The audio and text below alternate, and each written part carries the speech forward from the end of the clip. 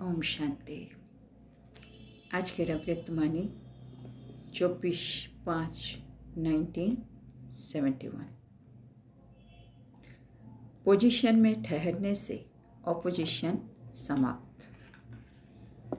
তো আমরা যদি পজিশনে স্থিত হয়ে যাই তাহলেই অপোজিশন সমাপ্ত হবে। बाबा बोलছেন, सर्व आत्माओं के सुख और शांति करता बने हो। भगवान तो सुखदाता शांतिदाता, किंतु संगम जुगे আমরাও তাই। যেন বাবা জিজ্ঞেস করছে, সমস্ত আত্মাদের সুখ আর শান্তি কর্তা হয়েছ?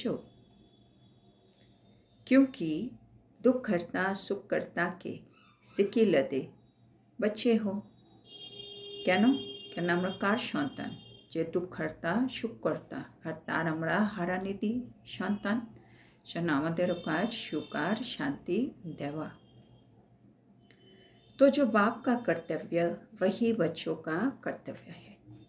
যেন যা বাবার কর্তব্য সেটাই আমাদের কর্তব্য। যেন বাবা আমাদেরকে জিজ্ঞেস করছেন, जो विश्व के कल्याण करता व सुख करता है उनके पास कभी भी दुख की लहर स्वप्न में भी अथवा संकल्प में भी आ नहीं सकती। बाबा যারা বিশ্বের কল্যাণকর্তা বা সুখকর্তা তাদের কাছে কখনো দুঃখের ঢেউ সংকল্পেও আসতে পারে না, স্বপ্নেও আসতে পারে না। तो ऐसी स्थिति बना रहे हो व इस स्थिति में स्थित रहते हो। তাহলে বাবা বলছে আমাদের এই মুহূর্তে আমাদের স্থিতিটা কীরকম হবে? কি আমি আত্মা বিশ্ব কল্যাণকর্তা, আমি সুখকর্তা, আর আমার সংকল্পে আমার স্বপ্নে কোথাও কোনো দুঃখের একটা ঢেউও আসে না। এটা হচ্ছে আমার স্থিতি এই মুহূর্তে। তো বাবা বলছে এই স্থিতি কি তোমরা বানিয়েছ, না এই স্থিতিতে তোমরা স্থিত থাকো? কোনটা? जब से नया जन्म लिया बाप दादा के सिखिलदे बच्चे बने, তো মানে যেদিন থেকে আমাদের এই নতুন জন্ম হলো, যেদিন থেকে আমি বাবার হারানিধি সন্তান হলাম, तो सर्वशक्तिमान की संतान के पास कोई भी प्रकार का संताप आ नहीं सकता।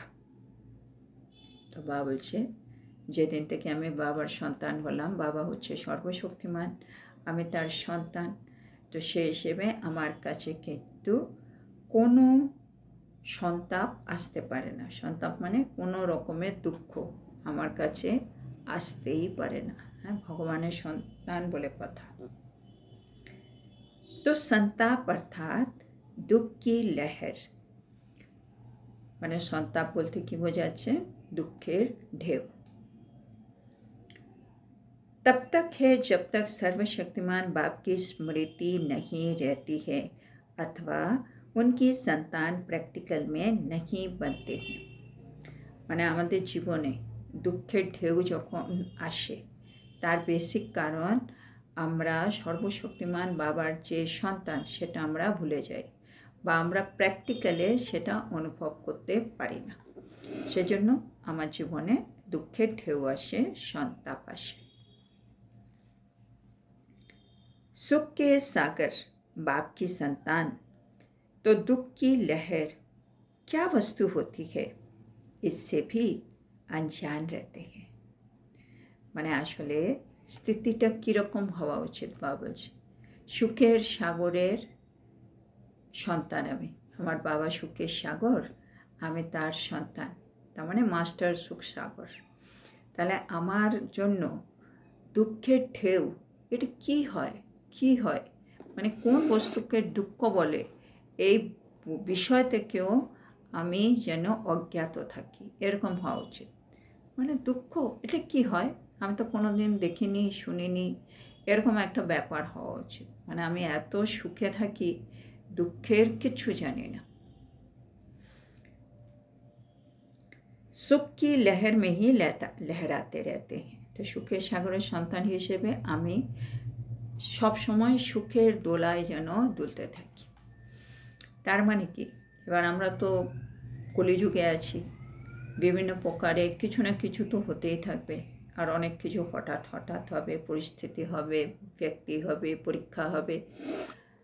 কিন্তু আমি আত্মা কোনো বিষয়ে কিন্তু দুঃখটা ফিল করব না। এটা হচ্ছে সুখের দোলায় দুলতে থাক। মানে আমি ড্রামা, আত্মা, বাবা, সময়, কোন সময় চলছে, কি হবে, বাবা সব বলে দিয়েছেন আমাকে।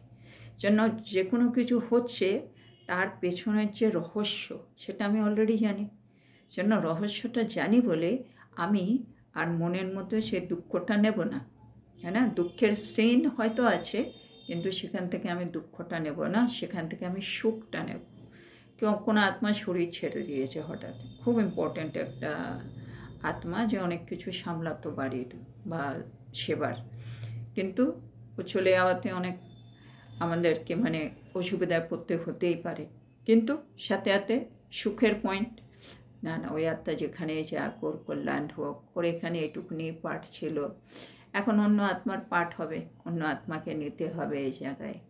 মানে আমাদের দুঃখ কষ্ট ফিলিংটা যেন না আসে, কেন চলে গেল, এই চলে গেলো, এই করলে এই হতো, নানা রকম ওসব নেই।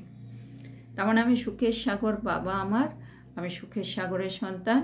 দুঃখের কোনো বিষয় নেই এখানে। ড্রামাতে যা কিছু হচ্ছে বাবলে সব কিছু অ্যাকুরেট মানে অ্যাকুরেট উপরে আবার প্রশ্ন কি উঠবে, তাও আবার যেখানে ভগবান ডাইরেক্ট বলছে আমাকে। তার মানে কেউ আত্মা আমার পরীক্ষার নিমিত্ত হয়েছে, বারে বারে বলতে হবে এই সংস্কারটা আমার এখন পাকা হয়নি, শোনো বারে বারে পরীক্ষা আসছে। যতদিন না পরীক্ষায় আমি পাস উইথ অনার হব, এই পরীক্ষাটা কিন্তু চলতে থাকবে। তার মধ্যে ওই আত্মার কোনো দোষ নেই। আমারই দোষ কি আমি বারে বারে পরীক্ষায় বসছি কিন্তু পরীক্ষায় পাস হচ্ছি না। আমাকে বারে বারে নিজেকে মোটিভেট করতে হবে। মানে এটাই হচ্ছে সুখের দোলায় দুলতে থাক। পরিস্থিতির দিকে আমার কোনো মানে ওইটা নেই, কোনো সংকল্প নেই, কিছু নেই। আমার খালি নিজের উপরে টেনশন। এই যে ভাবলে না, দুঃখ দেবে না, দুঃখ নেবে না, সুখ দেবে, সুখ নেবে। তো এটাই হলো, সব কিছু দেখছি কিন্তু আমি ওখান থেকে সুখটা বেছে নিচ্ছি। জন্য দুঃখের কোনো ব্যাপার এখন নেই আমাদের জীবনে। तो बाबा बोलছেন माया की অপোজিশন क्यों होती है? माया অপোজিশনে কেন আসে বারে বারে? অপোজিশন का निवारण बहुत सहज है। তাহলে অপোজিশনের নিবারণ তো খুবই সহজ। অপোজিশন से सिर्फ अ शब्द निकाल दो तो क्या हो जाएगा?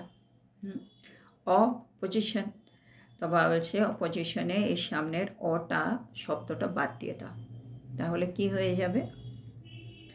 पोजीशन में ठहरने से অপোজিশন होगा, है ना? অপোজিশন, অটা সরিয়ে দাও, পজিশন থেকে আছে।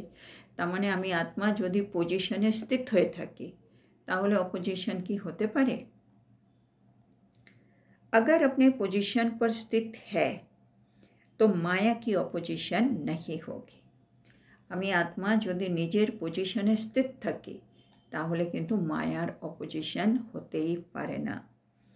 सिर्फ एक शब्द कट कर देना है, শুধু এই একটা শব্দ বাদ দিয়ে দাও, কেটে দাও।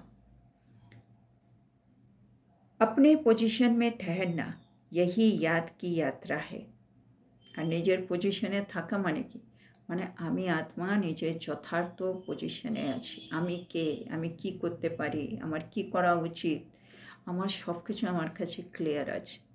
সেই জন্য মায়া যতই নানা রকম ভিন্ন ভিন্ন রূপ নিয়ে আসুক, আমি কোনো অপোজিশন ফিল করছি না, কেন মায়া আমাকে দিয়ে কিছু করাতেই পারবে না।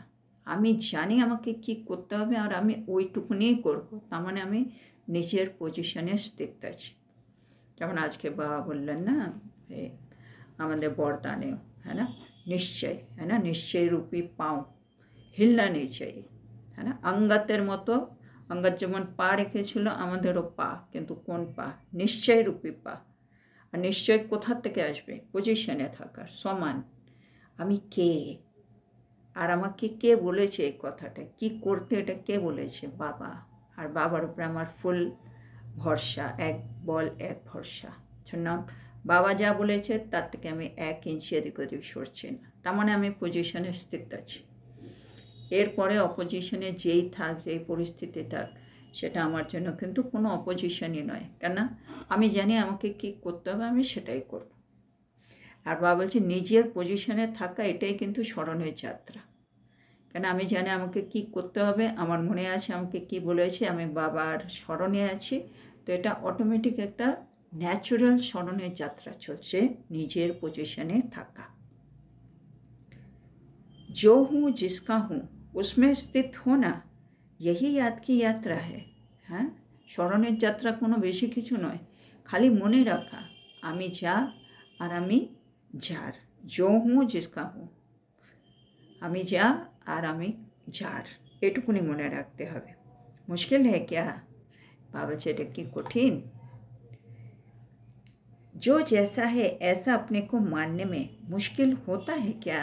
है ना, মানে আমরা তো দেহধারী, সেজন্য দেহধারী হিসেবে আমরা সব কিছু মেনে নেওয়া খুব ইজি, হ্যাঁ না, ও আমার মা, ও আমার ভাই, ইজি। কিন্তু যখনই আত্মার ব্যাপার আসছে তখন আমরা একটু একটু ভুলে যাই। সেজন্য বাবা এটা আমাদের মনে করায়, যে যেরকম সে নিজেকে সেম মনে করতে তার কখনো মুশকিল হয় নাকি? आप लोगों ने असलियत को भुला दिया है, उसमें स्थित कराने की ही शिक्षा मिली है। বলছে আসলে কেন মুশকিল লাগছে, কেন তোমরা সত্যটাকে তো ভুলেই গেছো, যেন আবার তোমাকে নিজের সত্য স্বরূপে স্থিত হওয়ার যে শিক্ষা এখন পেতে হচ্ছে। तो असली स्वरूप में ठहरना मुश्किल होता है या नकली रूप में ठहरना मुश्किल होता है? তো বাবা বলছে এখন তো বাবা শিক্ষা দিচ্ছেন, সেই জন্য এবার আমাদের আসল রূপে স্থিত হওয়া সেটা আমাদের মুশকিল মনে হয় না নকল রূপে স্থিত হওয়া মুশকিল মনে হয়? নকল মানে দেহধারী হিসেবে আমার যা রূপ, সেটাতে স্থিত হতে আমার মুশকিল মনে হয় এখন, না আসল रूप? होली के अथवा दशहरे के दिनों में छोटे बच्चे आर्टिफिशियल नकाब पहनते हैं। जो होली दिन बा दशहरा दिन छोटो छोटो बाच्चारा आर्टिफिशियल मुखोश पड़े। उनको कहो कि ये नकली नकाब उतार असली रूप में हो जाओ तो क्या मुश्किल होगा? তখন যদি আমি তাদেরকে বলি এই নকল মুখোশটা খোল, আসল রূপে চলে আয়, বাবা বলছে তাদের কি সেটা কি মুশকিল ফিল হবে? না, ওরা টুক করে নকল মুখোশটা সরিয়ে দেবে। कितना समय लगेगा? এটা করতে কত সময় লাগবে? आप लोग ने भी ये खेल किया है ना? একইভাবে আমরাও তো সত্যযুগ ত্রেতা দ্বাপর কলিযুগে নানা রকম মুখোশ মানে নানা রকম দেহ নিয়ে নিয়ে এই সংসারে অভিনয় করছি। এই শরীর যেটা আমি ভাবছি আমি, সেটা তো একরকম একটা মুখোশ। আত্মা এই মুখোশটা পরে অভিনয় করছে। এখন আমি এই দিদি হয়ে অভিনয় চলছে, কোনো একটা জন্মে আমি অন্য ভাই হয়ে হয়তো অভিনয় করেছি, ওর আগে অন্য কিছু। তো এগুলো আমাদের মুখোশ। বাবা বলছে তোমরা সবাই তো খেলাই করছো, তাই না? তো বাবা বলছে क्या क्या नकाब धारण किया है? হ্যাঁ, আমরা কখন কি কি মুখোশ ধারণ করেছিলাম? कब बंदर का, कब असुर का, कब रावण का। হ্যাঁ, কখন আমরা বান্দরের মুখোশ ধারণ করি। বান্দর বাবা বলে যারা বান্দর নাকি সবার থেকে বেশি মোহ বান্দরে থাকে, হ্যাঁ না, সে নাকি নিজের মৃত সন্তানকেও আগলে রাখে, মানে ছাড়ে না, এতটা মোহ থাকে।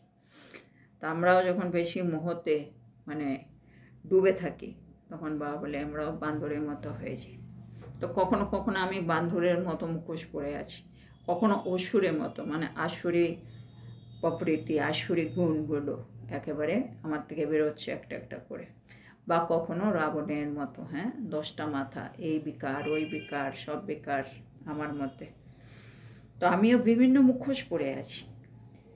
कितने नकली नकाब धारण किए हैं? ভাবছো কত রকম নকল মুখোশ তোমরা ধারণ করে আছো জানো? ये नकली नकाब उतार दो, अब बाप कहते हैं। তো বাবা এখন বলছে বাচ্চারা নকল মুখোশগুলো এবার মুছে ফেলো। है ना। आमी नष्ट मोहा, आमी प्रेम स्वरूप, शांत स्वरूप, हैं पवित्र स्वरूप, आनंद स्वरूप, ज्ञान स्वरूप आत्मा, हैं आमी अविनाशी। এগুলো হচ্ছে আমার আসল। এর বাদে যা যা হচ্ছে সবই হচ্ছে নকল। ते মুখোশগুলো এবার ফেলে দাও, उतार दो। इसमें क्या मुश्किल है, हैं এতে কি मुश्किल लगे। तो सदैव ये नशा रखो कि असली स्वरूप, असली धर्म, असली कर्म हमारा कौन सा है, हैं তার জন্য সবসময় নেশা রাখো কি আমার আসল স্বরূপ কি, আমার আসল ধর্ম কি, আমার আসল কর্ম কি, এটাতে নেশা রাখো। আমি অবিনাশী, আমি অমর, আমি জ্যোতিবিন্দু, এটা আমি শান্ত স্বরূপ, হ্যাঁ আমি দেবী দেবতা ধর্মের আত্মা। আমার কর্ম কি, সকলের কল্যাণ করা, সকলের জন্য শুভ ভাবা, সবাইকে আশীর্বাদ দেওয়া, হ্যাঁ না, দোয়ায়ে দো দোয়ায়ে লো। আমার কর্ম কি, আমার ধর্ম কি, আমার স্বরূপ কি, এটা মনে রেখে বাবা বলছে সবসময় নেশায় থাকো। असली नॉलेज के हम मास्टर नॉलेजफुल है, ये नशा कम है, হ্যাঁ মানে এই সংসারে যে জ্ঞানটা নেই, হ্যাঁ এই সংসারে বড় বড় লোক বড় বড় ডিগ্রি নিয়েছে, সে ধর্মাত্মা হতে পারে বা সায়েন্টিস্ট হতে পারে, পিএইচডি করেছে কত কি, কিন্তু আমাদের কাছে যে জ্ঞানটা দিয়েছে বাবা, যেটার জন্য আমরা মাস্টার নলেজফুল হলাম, এই নলেজটা কজনের কাছে আছে। তাহলে এই যে নলেজ আমি পেলাম, মাস্টার নলেজফুল হলাম, এই নেশাটাও কিন্তু কম নেশা নয়, যেটা এত রেয়ার জিনিস, হ্যাঁ না। কোটির মধ্যে কেউ যে জিনিসটা পায় ঈশ্বরের কাছ থেকে, সেই জিনিসটা কত ভ্যালুয়েবল, আর সেটা আমি পেয়েছি, তো সেই নেশাটাও কিন্তু কম নয়। ये नशा सदैव रहे तो क्या बन जाएंगे, আর এই নেশাটা আমি যদি সব সময় ধরে রাখতে পারি তাহলে আমি কি হয়ে যাব। जो बन जाएंगे उसका यादगार देखा है, বলছে যেটা তোমরা হয়ে যাবে তার স্মরণে দেখেছ। दिल वाला मंदिर है तपस्वी कुमार और तपस्वी कुमारियों का यादगार। বলছে दिल वाला मंदिर হচ্ছে আমাদের তপস্যা স্বরূপের স্মৃতি। ওটা তপস্বী কুমার তপস্বী কুমারীরা, হ্যাঁ সেখানে তপস্যা করছে দেখানো আছে, তো সেটা তার স্মরণিক। और सदैव नशे में स्थित रहने का यादगार कौन सा है, এটা হচ্ছে দিলওয়ালা মন্দির হচ্ছে যেখানে আমরা তপস্যা করি, আর বা বলছে যেখানে আমি সব সময় নেশায় থাকবো, কি আমাকে এরকম জ্ঞান আমি পেয়েছি, বা বলছে তার স্মরণিক কোনটা আছে। अचल घर, বা বলছে সেটা স্বর্ণিক হচ্ছে अचल घर, है ना। এত সুন্দর জ্ঞান পাওয়ার পরে কি হয়েছে রেজাল্ট, আমি আত্মা একেবারে মানে অচল অডল হয়ে গেছি, है ना। এখন মানে কোনো পরিস্থিতি কোনো ব্যক্তি আমাকে আমার স্বধর্ম থেকে আর সরাতে পারে না।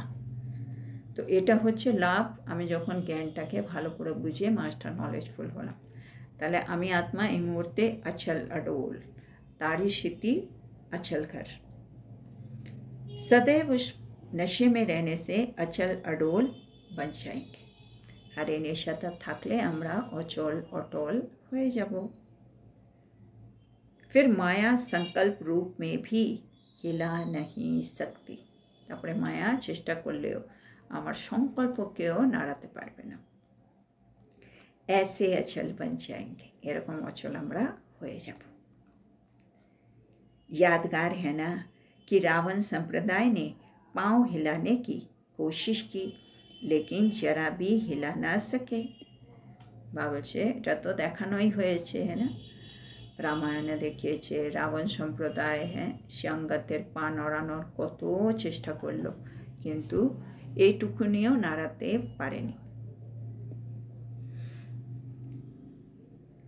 या समझते हो कि ये बड़े बड़े महारथियों का यादगार है, বলছে এটা তো আমরা তো জানি আঙ্গাতের ব্যাপার, কিন্তু এটা তো ভাবছো না কি এটা তো হয়তো বড় বড় মহারথীদের জন্য বলেছে, মানে বড় বড় মহারথীরা হচ্ছে আঙ্গাত আর কি, তাদের সংকল্পও নড়বে না, আমি তো আর মহারথী না, এটা আমার স্মরণিক নয়, এটা তো ভাবছো না। ये मेरा यादगार है, ये জায়গায় আমাকে ভাবতে হবে এটাই হচ্ছে আমার স্মরণিক, আমি এরকম ছিলাম। তার মানে মায়া আসতেই পারে, আমাকে নড়াতেই পারে, কিন্তু আমি অস্থির হব না, আমি হিলব না একেবারে। আজকে বরদানে বললে না, মায়া आएगी हिलाने के लिए लेकिन माया हिल जाए हम नहीं हिलेंगे, এরকম হতে হবে। বিভিন্ন পরিস্থিতি আসবে মানে আমাকে দোলাবার জন্য, কিন্তু অশান্ত করার জন্য, দুঃখে ফেলার জন্য, কিন্তু উল্টোটাই হবে। আমি আত্মা আচল আড়ল থেকে যাবো, আর তারাই উল্টো অশান্ত হবে, ডিস্টার্ব হবে, তারাই হবে। তো এরকম এটা মনে রাখতে হবে। ऐसा निश्चय बुद्धि बनने से विजय अवश्य प्राप्त हो जाएगी। এরকম নিশ্চয় বুদ্ধি হতে হবে কি এটা আমারই স্মরণিক, আমি এটা ছিলাম। এই নিশ্চয়টা যদি পাকা হয় তাহলে তুমি বিজয় অবশ্যই পাবে।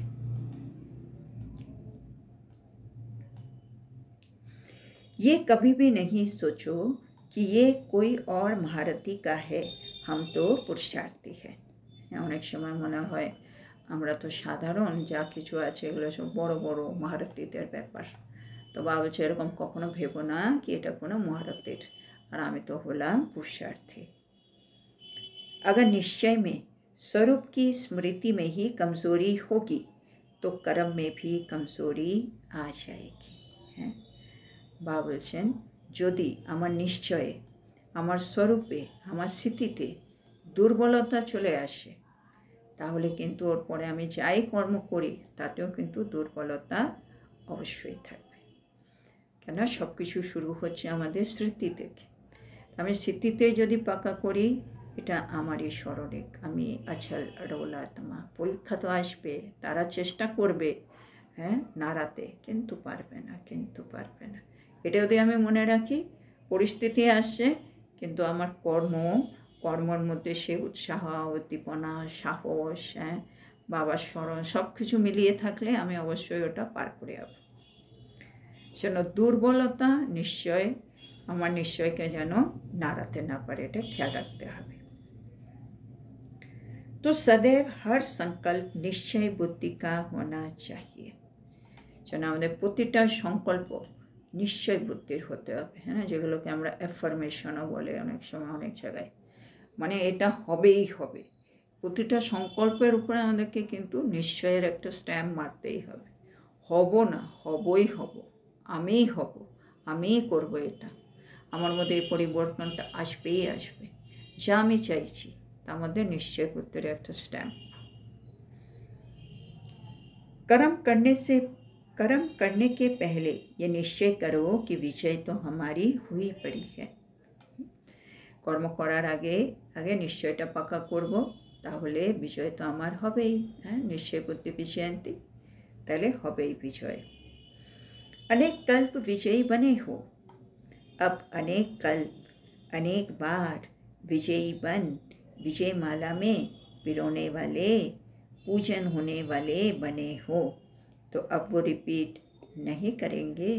হ্যাঁ, তাহলে আমরা তো এগুলো কাজগুলো প্রথমবার করছি না, কতবার করেছি, কল্প আমি করেছি, কল্প আমি বিজয়ী হয়েছি। সেজন্য অনেকবারের আমার বিজয়ী, মানে আমি অনেকবারে বিজয়ী আত্মা। আর বিজয় মালায় কিন্তু আমি একটা রত্ন আছি, কিন্তু আমারই পুজো হয়, আর আমি এখন এটা শুধু রিপিট করছি। তার মানে এটা অলরেডি হয়ে আছে, আমাকে খালি একটু রিপিট করতে হবে। वही बना हुआ कर्म दोबारा रिपीट करना है, इसलिए कहा जाता है बनी बनाई बन रही है। বা বলছে এটা কিন্তু ড্রামাতে আগের থেকেই নির্মিত আছে, হ্যাঁ না, বানা বানায়া है, অলরেডি আমি আগেও হয়ে আছে, কিন্তু এখন শুধু আমাকে একটুখানি কর্ম দিয়ে ওটাকে রিপিট করতে হবে। बना हुआ है लेकिन अब फिर से रिपीट कर बना बनाया जो कहावत है उसको पूरा करना है।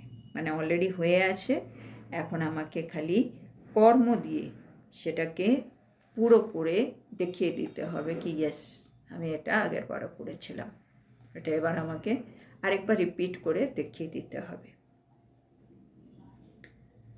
जब निश्चय हो जाता है मैं ये हूँ या ये मुझे करना ही है, मैं कर सकता हूँ, तब वो नशा चढ़ जाता है। বাবা বলছে যখনই আমাদের মধ্যে মানে এই নিশ্চয়টা চলে আসে কি আমি এটাই ছিলাম, এটাই আমাকে করতে হবে, এটা আমিই করতে পারবো, তাহলেই দেখা যাচ্ছে নেশা চলে আসে।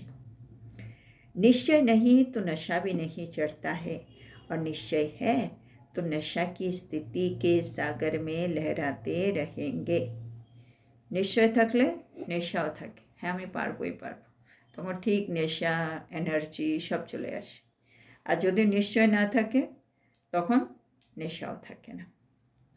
শোনো বাবা বলছে ऐसी स्थिति का अनुभवी मूर्त जब बन जाएंगे तो आपकी मूर्त से सिखलाने वाले की सूरत दिखाई देगी।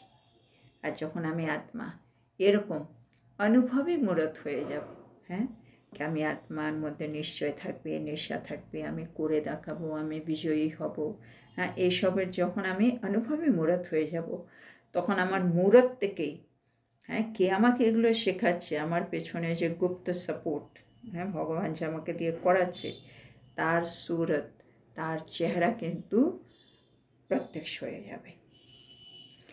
तो ऐसे अनुभवी मूर्त हो जो बाप और शिक्षक की सूरत अपनी मूर्त से प्रत्यक्ष हो।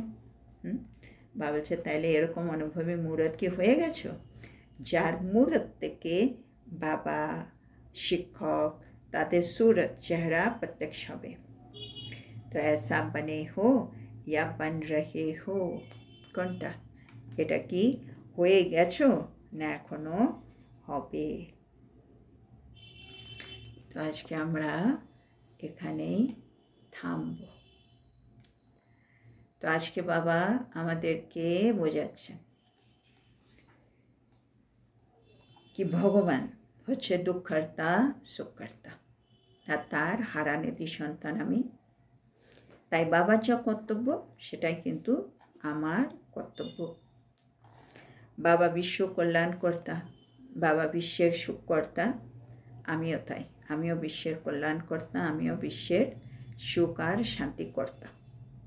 সেজন্য আমার কাছে কখনো দুঃখের কোনো ঢেউ, সে স্বপ্নে হোক বা সংকল্পে হোক, আসতেই পারে না।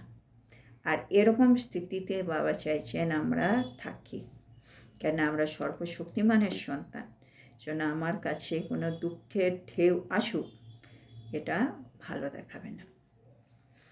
তা বাবা বলছে তোমরা সুখের সাগরের সন্তান, তোমাদের জীবনে দুঃখের ঢেউ কি হয়, মানে দুঃখটা কি, এটার থেকেও তোমাদেরকে এখন মানে অঞ্জান হতে হবে, মানে আমি জানি না এই দুঃখটা কী জিনিস, এই লেভেলে আমাকে সুখে ডুবে থাকতে হবে, এতটা সুখে ডুবে থাকবো দুঃখের কিছুই আমার আর মনে নেই। তারপরে বাবা বলছে মায়ার অপোজিশন কেন আসে।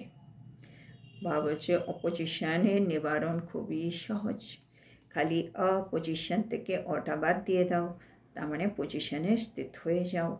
তো পজিশনে স্থিত হয়ে গেলেই অপোজিশন শেষ হয়ে যাবে। আর পজিশনে স্থিত হওয়া এটাই হচ্ছে স্মরণের যাত্রা। আমি যা, আমি যেমন, আমি যার, এগুলো মনে রাখা, এটাই তো স্মরণের যাত্রা। বাবা বলছে যে যেরকম তাকে নিজের আসল মানে পরিচয়টা মনে রাখা, সেটা কি মুশকিল হয়। বাবা বলছে তোমরা কি হয়েছে এখন আসল নিজের মানে যথার্থ পরিচয়টা আমরা ভুলে ফেলেছি। যেন বারে বারে বাবা আমাদের শিক্ষা দিয়ে আমাদের যথার্থ পরিচয়ে টিকে থাকতে বলছেন, তুমি আসল স্বরূপে স্থির থাকো। তো বলছে বাবা বলছে আসল স্বরূপে টিকে থাকা মুশকিল লাগছে না নকল স্বরূপে টিকে থাকা মুশকিল লাগছে, কোনটা। বাবা যে হোলিতে বা অন্য কোনো ফেস্টিভ্যালে ছোটো ছোটো বাচ্চারা আর্টিফিশিয়াল মুখোশ পরে, হ্যাঁ না, তো তখন ওদেরকে যখন বলা হয় এই তুমি নকল মুখোশটা নামিয়ে ফেলো, আসল রূপে চলে এসো, ওরা ওটা সেকেন্ডে করে ফেলে টুক করে। হ্যাঁ বাবা বলছে বেশিক্ষণ লাগে না। তো বাবা বলছে আমরাও তাই, এই সংসারে আমরা ড্রামা অভিনয় করে আছি, বিভিন্ন সময় বিভিন্ন মুখোশ আমরা ধারণ করেছি, কখনো বাঁদরের, কখনো অসুরের, কখনো রাবণের। এখন বাবা বলছে এই নকল মুখোশগুলো নামিয়ে ফেলো, হ্যাঁ না আমি বান্দরে আছি, না আমি আসুর, না আমি রাবণ, আমি একটা শুদ্ধ আত্মা, পবিত্র আত্মা, দেবতুল্য আত্মা, ঈশ্বরের সন্তান। এটা হচ্ছে আমার আসল স্বরূপ। শোনো, এর বাদে যেটা আছে ওগুলো নকলগুলো বলছে খুলে ফেলো, সরিয়ে দাও। এখন আসল স্বরূপ, আসল ধর্ম, আসল কর্মে চলে এসো। তারপরে বাবা বলছে দিলওয়ারা মন্দির, সেটা হচ্ছে তপস্বী কুমার আর তপস্বী কুমারীদের স্মরণিক। আর আমরা এখন মাস্টার নলেজফুল হয়েছি। এই নলেজ যেটা খুব রেয়ার, এই নলেজটা আমরা পেয়েছি, সেজন্য এর একটা নেশা থাকা উচিত। আর তার হচ্ছে স্মরণিক আচলকার। তো আমাদেরকে সবসময় আচল আডোল থাকতে হবে, যেন মায়া আমাকে নড়াতে না পারে। বলছে মায়া চেষ্টা করবে, কিন্তু ও যেন পারে না, ও যেন সাকসেসফুল না হয়, সেটা আমাকে দেখতে হবে। আর এই যতগুলো স্মরণিক আছে, ইয়াদগার, এগুলো কিন্তু আমার। বাবা বলছে এটা মনে রেখো। এ নাকি এগুলো মহারথীদের, যারা ভালো পুরুষার্থ করে, আমি তো সাধারণ পুরুষার্থী, এগুলো আমার নয়। না, বাবা বলছে নিশ্চয়ই বুদ্ধি হতে হবে কি এটা আমারই স্মরণিক। আমি প্রতি কল্পে কল্পে এরকম করেছি, সেজন্য এগুলো তৈরি হয়েছে। আমাকে এবারও করে দেখাতে হবে। কেন? বানি বানাই বান রহি হ্যাঁ না? জন্য মানে যা কিছু হওয়া, এটা অলরেডি হয়ে আছে, আমাকে জাস্ট কর্ম করে ওটাকে জাস্ট একটু রিপিট করিয়ে দিতে হবে। আমি প্রতিটা কল্পে বিজয়ী হয়েছি, আমি বিজয়ী মালার একটা রত্ন, আমার পুজো হয়।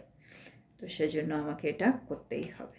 যখন বাবা বলছে নিশ্চয়টা পাকা হয়ে যাবে কি আমি এটা ছিলাম, আমি এটা করেছিলাম, আমি এটা করতে পারবো, হ্যাঁ, তিনটে জিনিস। मैं हूँ, मुझे करना है, मैं कर सकता हूँ। তাহলেই বাবা বলছে নেশা আমাদের মধ্যে। আর এরকম যদি আমি নেশায় থাকি, তাহলেই আমি কিন্তু অনুভবী মূরত হয়ে যাব। আর অনুভবী মূরত হয়ে গেলে আমার মূরত থেকে আমাকে যে শেখাচ্ছে তার সুরত দেখা যাবে। তার মানে আমার থেকে আমাদের শিব বাবা, আমাদের শিব শিক্ষক যে আমাদেরকে পড়াচ্ছে, ওনার মূরত কিন্তু প্রত্যক্ষ হয়ে যাবে। যেন বাবা বলছে এরকম কি সত্যি হয়েছো? মানে অনুভবী মূরত হয়ে আমি বাপ দাদাকে প্রত্যক্ষ করছি, না এখনও করতে হবে, আমি কোন জায়গায় আছি? তো বাবা সেটা জিজ্ঞেস করছিলেন। তো আজকের এত সুন্দর শিক্ষার জন্য আমরা আমাদের প্রিয় শিব বাবাকে বলবো ধন্যবাদ বাবা, ধন্যবাদ। ওম শান্তি।